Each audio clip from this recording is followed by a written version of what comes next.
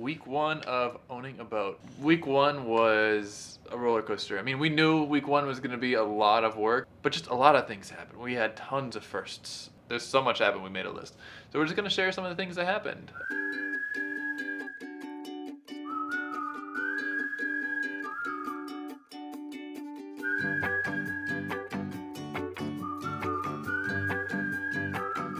We're moving on to the boat and then going to the boat show. There's Ryan carrying our last box onto the boat. And then after the boat show, we're going to move the boat and anchor it at Lake Sylvia, right? Yeah. All by ourselves. I'm a little scared. It's kind of overwhelming with all the projects we have to do, and we just haven't sailed in a while, so I'm a little nervous. I don't want to run into anything where people get mad and start yelling at us. But we'll figure it out. So yesterday, Gary went with us to show us where to anchor and help us leave the dock, and that was pretty helpful. I feel much better about going today. Thank you, Gary. And now we gotta go on our own soon. Tomorrow we're gonna sail to Coconut Grove in Miami, where we're gonna moor out and try to fix what's needed before we go to a haul out place.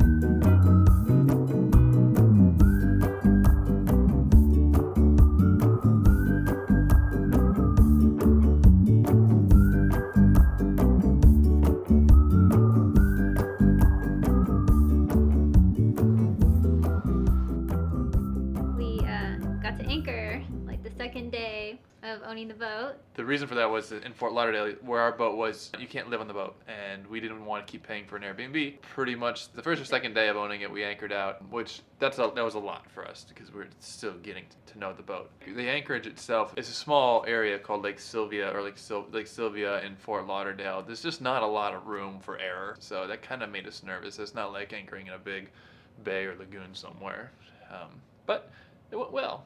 Well, until... Ooh, I'm tired. This is our first night anchoring out, and I have a quick story to tell of how first day I'd already got a ticket. It's our fault. I mean, we knew better, but still. We just anchored out the boat, and our friends Tina and Andy were on board. Dropped the hook, and pretty much head out immediately to drop them off at where the car was. But the sun was fading, and sure enough, as we were crossing the big channel here in Fort Lauderdale, we got pulled over by the boat police. We didn't have a life jacket for everybody on board. We were missing one. We only had two, and there was 3 people on the boat. That's our fault. It's just easy to not think about the dinghy as a boat because the sailboat is the boat, you know? We also didn't have the reason we got pulled over is we didn't have the appropriate running lights on. And, I mean, had we been 30 minutes earlier, it would have been fine, but the light was fading fast. So he didn't give us a ticket for that. And we found out that our dinghy wasn't registered during the process of buying the boat, so it's not actually in our name. It's not actually in the name of our previous owner. So he let us go with that, but we got to register the dinghy. So a bunch of lessons learned, but, you know, we got Jessica here sitting by herself on the boat, and we're not able to answer the phone, so she doesn't know if we got hauled off to jail or if our dinghy sank or what's going on. She's here by herself, and, you know, it's our first time anchoring out, so we don't have any confidence to our anchoring abilities. Yeah, so it was a big lesson, but yeah, if you're a dinghy out at night, you need to have running lights, and the red and the green and the steaming light, and you see a lot of people maybe who run around without it, but if you're in Fort Lauderdale during the weekend of the boat show, they're out to get you. They're enforcing every single rule on the water. Learn from our mistakes.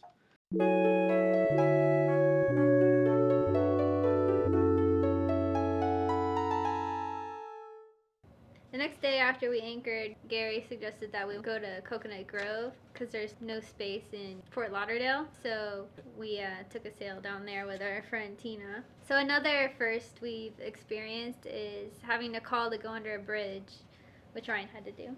Yeah, I don't know why I was just super nervous about that. It just made me feel awkward to have to call and ask for the bridge to be opened, and like I wanted to make sure I had proper radio etiquette. And I'm sure some people it wouldn't bother at all, but for me, I was super like anxious about it. Actually, we missed the opening. We were trying to make an opening. We missed it by 2 minutes, not even. We asked to go through, and he said no. So then we had to basically tread water there for a half an hour till the next opening, and on the next opening, we were the only boat. 17th Street Bridge, 17th Street Bridge, 17th Street Bridge. This is sailing, catamaran, southbound, freedom, freedom, freedom, requesting to transit your 9 o'clock opening. Yeah, Cap, I got a visual on you, and I think you'll make that going up in about 7 minutes. Hold your position just south of Channelmarker 27. Copy. Thank you very much. I think we're going to be the only sailing boat going through. Yeah. Good. Here we are, just stopping traffic on a Friday morning.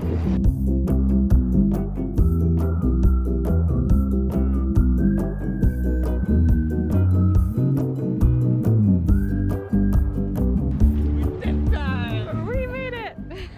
I was so nervous. Oh, Perry's excited. Perry's excited. We did it. We did not crash the boat. He said, "Have a good day, Captain." I think he's talking to you. Yeah. Yay. Now where do we go? So there's Cap sitting out there. See him to the right? Are there enough life jackets on the boat? Yeah.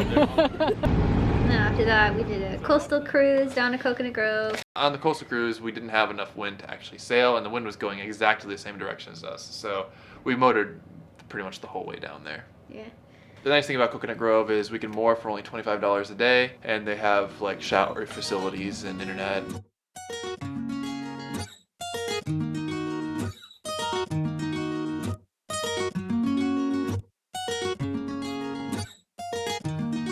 Figured we'd take the opportunity to get some sailing in, and yeah, we're sailing our own boat. We gotta like play with the trim and stuff. I know the trim's not perfect, but we were going 7 knots, Which is faster than we were motoring. How does it feel, Jessica?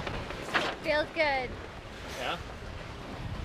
Jessica's been helming about 10 times more than I have, so she's gonna be the expert helmsperson on this boat before long. But I don't think we're gonna keep sailing because we do need to get where we're going. If we had all day, we'd get there by sailing, but we got stuff to do, things to fix.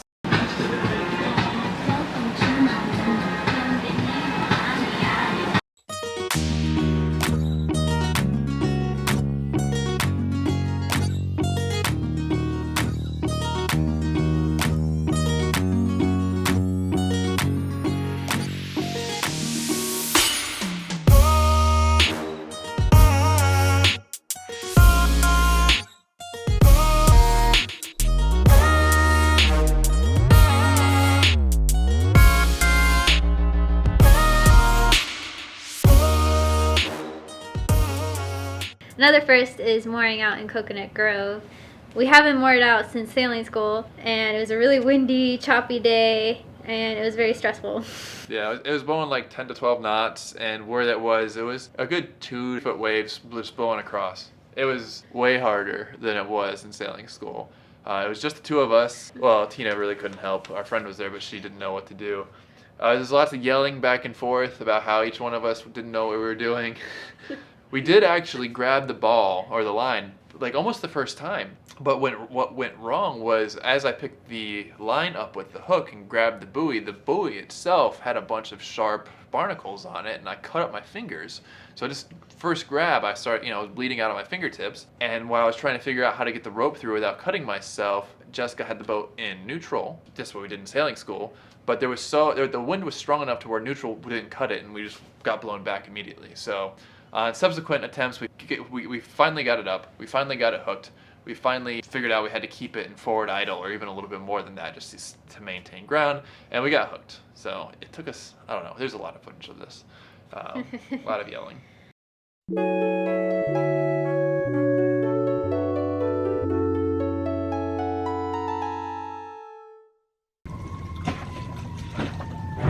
We're getting a lot more use out of the dinghy than I thought we would. Our dinghy isn't that great. The outboard doesn't really start that well.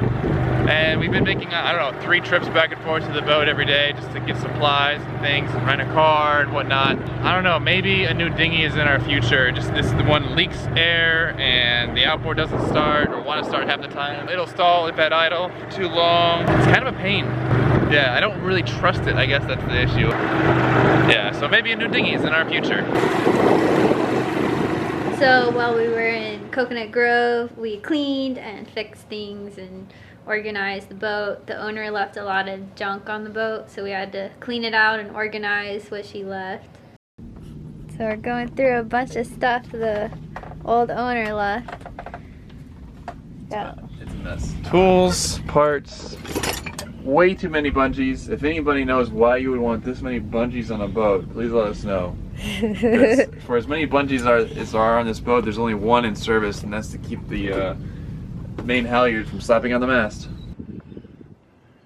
So I'm working on the getting the generator up and running. It's just not really run. One problem we found for sure was that there's a pump that brings water to the generator to get cooled. It was all seized up because salt had gotten to it. So I bought a new one of those. That was the mission yesterday. Sure enough, see right here that the impeller is broken. On looking further, there was a full broken impeller piece jammed in that tube right here, and I can see that there's another one even deeper. It's early, the sun's not even up yet, it's just getting ready to. We've started out on our voyage north, where we're gonna do more work on the boat. We think we're about ready, and just unhooked, dropped the ball. Jessica's at the helm. Look at the sunrise. So today we're gonna try to make it to West Palm Beach. That's for us, that's an ambitious day. We're gonna hopefully do it without too much motoring. Supposedly the wind's gonna be in the right direction for a good part of the day. We'll see how true that plays out to be. We haven't really done a lot of servicing to our engines yet. We just don't really trust them fully. Trust the sails more at this point. The chart says this bridge is 78 feet tall, but I mean, it just doesn't look like it. Pretty sure we got it.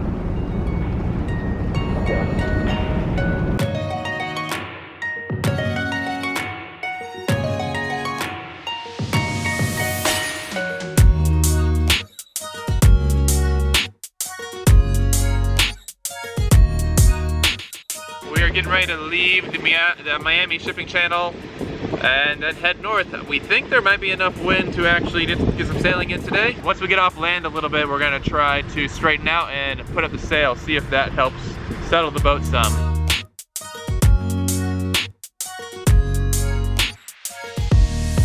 Well, we are sailing now, which is the good news. The bad news is one of our engines died right as we were putting our sails up and we couldn't restart it. To me, it sounds like the battery is dying or dead. So it's either the battery is truly dead or it's not being recharged by the alternator, just like a car. We'll have to figure that out later. We do still have the port engine that works, and worst case scenario, we have Towboat US. But we're sailing just fine now, and we're making decent time actually, 6 to 7 knots. Jessica's cooking the breakfast. Trying to at least.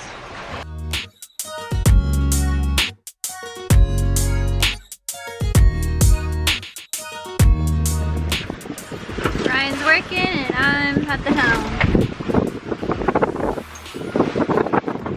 As we were coming up the coast, I ran over a crab pot. It was actually a floating crab pot, so it was moving, so it wasn't staying in one spot. The crab pots are these, like you see a ball floating on the surface, and then down below, the ball marks where there is a pot that's catching crabs or lobsters or whatever. And you usually want to avoid them to not get them stuck in your rudder or propeller. And Jessica did a good job of hitting it and getting it stuck in our rudder. It wasn't so bad because it wasn't actually attached to a crab pot, it was just floating. But the problem was there was a bunch of jellyfish in the water, and I couldn't really jump in to free it from our rudder because there was so many jellyfish. We were able to get it off with the boat hook, but yeah, that was exciting.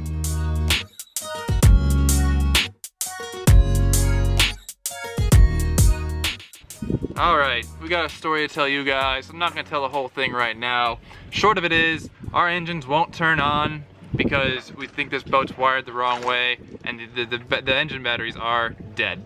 Luckily, we have Towboat US membership through West Marine, and I just called them. They're going to come out here.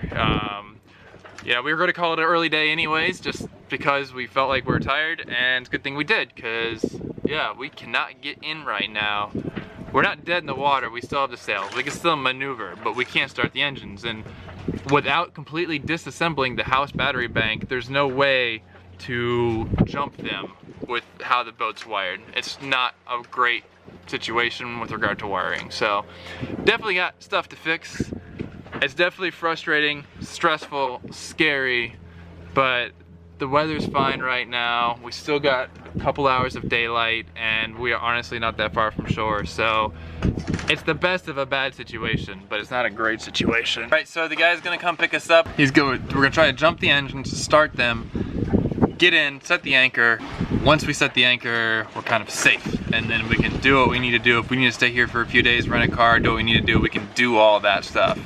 But we gotta get in, get a good anchor, and chill out.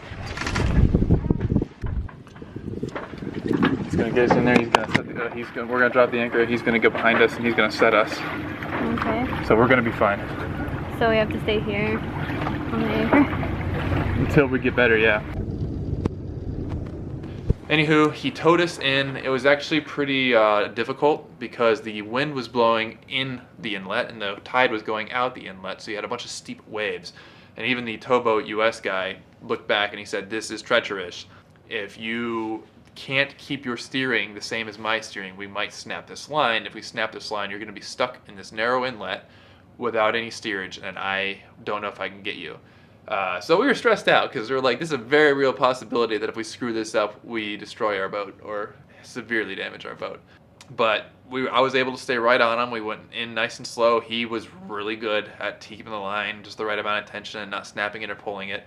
My shoulders were sore from fighting the waves, but we got in. He anchored us. They like, in this county, which is not the county that Fort Lauderdale is in, it's the next county north, they can drop you off at anchor. So he got us to a nice spot in the Boca Lagoon, Boca Lake.